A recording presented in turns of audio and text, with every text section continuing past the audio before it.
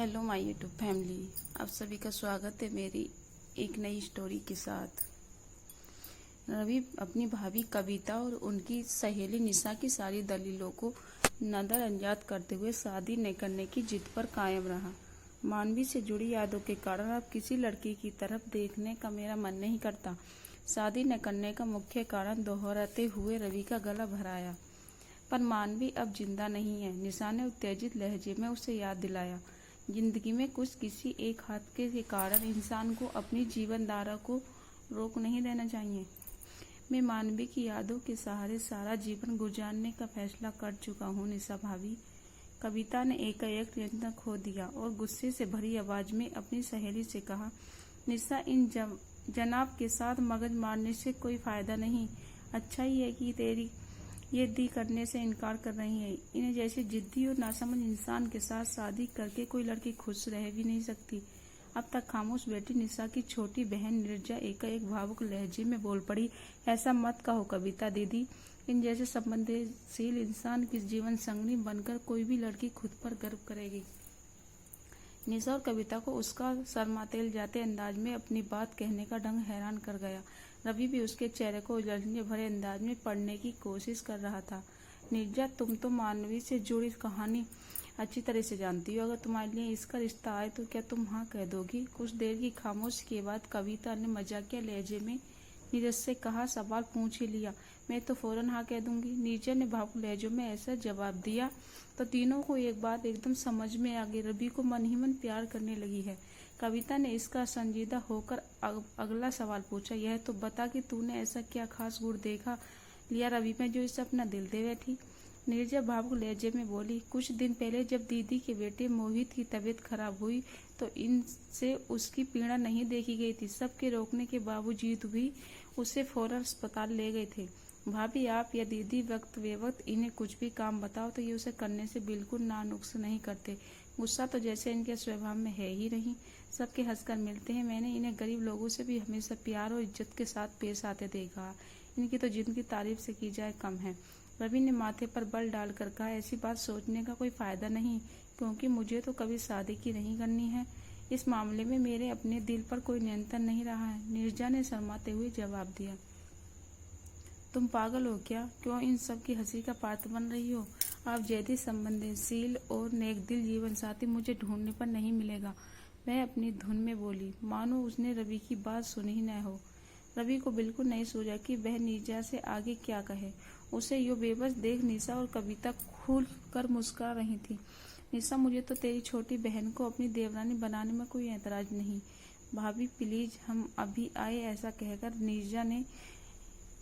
नीरजा का हाथ पकड़ा और उसने उनके बीच से उठकर बाहर लॉन में ले आया।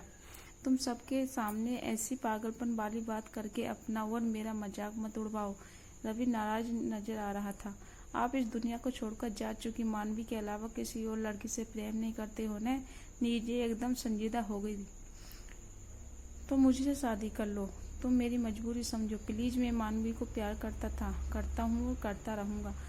मुझे बिल्कुल आपके जैसे ही जीवन साथी चाहिए। अपनी मृत प्रेमिका के प्रति आप अगर इतने वफादार हो तो यकीनन मेरे प्यार के प्रति पूरी तरह से ईमानदार और वफादार रहोगे। मैं मानवी से कभी बेवफाई नहीं करूंगा। नाराजगी भरे अंदाज में उठकर रवि अपने घर की तरफ चल पड़ा। और मेरा दिल कह रहा है कि हमारी शादी जरूर होकर रहेगी। नीरजा की इस घोषणा का कोई जवाब देने के लिए रवि रुका नहीं था। रवि का दिल जीतने की कोशिश नीरजा ने उसी दिन से बड़े उत्साह के साथ शुरू कर दी। पड़ोस में घर होने के कारण वह सुबह शाम खूब सज धज कर रवि से मिलने पहुंच जाती। मैं कैसी लग रही हूँ? रवि के सामने आती वह उससे यह सवाल तब तक पूछती रहती जब तक वह उसकी तारीफ नहीं कर देता। अपने फोन के कैमरे से वह रवि के हर किसी के साथ खूब फोटो खींचती। उसका हर काम भाग भाग कर खुद करती। उसके साथ ज्यादा से ज्यादा समय बिताने के लिए वह अक्सर रात का खाना उसी के घर पर खाने लगी थी। वह अक्सर अपने पिया की मैं तो बनी रे दुल्हनिया और मेरे पिया का घर जैसे गाने मस्त अंदाज में गाते हुए दोनों घरों में घूमती नजर आती। तो रवि के अलावा सब खूब दिल खोल कर हंसते। परेशान रवि हर किसी से फरियाद करता, कोई इस पगली को समझाओ प्लीज, यह अपनी भावना पर काबू रखे, नहीं तो बाद में इसे दुख होगा। उसे समझाना हमारे बस की बात नहीं। वह तो तुम्हारे प्यार में पागल हो चुकी है रवि। हर किसी ने कुछ ऐसा ही जवाब पाकर रवि की खींच निरंतर बढ़ती जाती थी। वह बात मत करो प्लीज, मैं तुमसे शादी नहीं कर सकता। रवि ने उसे फौरन टोक दिया। आप मेरी आंखों में देखो और बताओ कि वह आपको अपने लिए गहरा प्यार दिखाई दे रहा है या नहीं। नीरजा एकदम से रवि के बहुत करीब आ गई थी। वह सब तो ठीक है, पर मानवी के साथ आपने सच्चा प्यार किया, पर अब वह इस दुनिया में नहीं है। उसकी यादों से जुड़े रहकर मेरे सच्चे प्रेम को अपने दिल में जगह न देने का फैसला करना कहाँ की समझदारी है। नीरजा का गला एकदम से भर आया। मैं मजबूर हूँ, मैं भी मजबूर हूँ। अगर आपने हाँ नहीं की तो परसों शाम को होने वाले अपनी जन्मदिन पार्टी में विकास के साथ शादी करने को हाँ जरूर कह दूंगी। नीरजा ने अपना फैसला सुनाने के बाद भावुक अंदाज में उसका हाथ चूमा और अपने कमरे की तरफ चली गई। उस शाम को विशाल के वापस मेरठ लौटने से पहले नीरजा ने सबके सामने उससे कहा, मैं शादी को लेकर अपनी पक्की हाँ या ना आपको 2 दिन के अंदर बता दूंगी। नीरजा की इस घोषणा के बाद सभी रवि की तरफ आशा भरी नजरों से देखने लगे। उसके गुस्से से डर कोई कुछ कह तो नहीं रहा था, पर उन सभी खामोशी भी रवि के ऊपर नीरजा के शादी के लिए हाँ करने को जबरदस्ती दबाव बना रही थी। नीरजा की आशा के विपरीत रवि ने शादी को लेकर कोई बात नहीं की। वह तो अपने घर से सुबह से देर रात तक के लिए 2 दिन ऐसे गायब रहा। उन दिनों की शादी की अगली मुलाकात उस दिन की जन्म पार्टी में हुई थी। पार्टी में शामिल होने के लिए जैसे ही रवि ने ड्राइंग रूम में कदम रखा तो उसमें बेहद खफा नजर आ रही थी। नीरजा ने ऊंची आवाज में सबको संबोधित किया, अपने माता पिता की खुशी की खातिर मैंने विकास से शादी का फैसला। रवि ने ऊंची आवाज में टोककर उसे अपना व्यंग पूरा नहीं करने दिया। नीरजा, तुम उस घमंडी इंसान के साथ कभी खुश नहीं रह सकोगी, तो आप क्यों परेशान हो रहे हो? गुस्सा करना भूलकर नीरजा एकदम से रोआंसू हो उठी। कविता ने भी चुपते लहजों में अपने देवर को डांटा, यह बिल्कुल ठीक कह रही है। तुम्हारे प्रेम में पागल इस प्यारी सी, इस भोली सी, इस सुंदर सी लड़की ने सुख दुख की तुम्हें कोई चिंता करने की जरूरत नहीं है।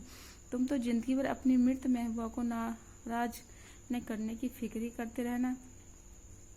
अब बस भी करो भाभी, आप सब लोगों के ताने सुन सुनकर मैं इतना तंग आ गया हूँ कि मुझे नीरजा से शादी करना मंजूर है। रवि की इस घोषणा को सुन नीरजा के अलावा वहां उपस्थित हर इंसान तालियां बजा उठा। सबकी नजरों का केंद्र बन गई। नीरजा ने उदास लहजे में अपने मन की बात कही, शादी के मामले में मुझे इनकी दया एहसान नहीं चाहिए।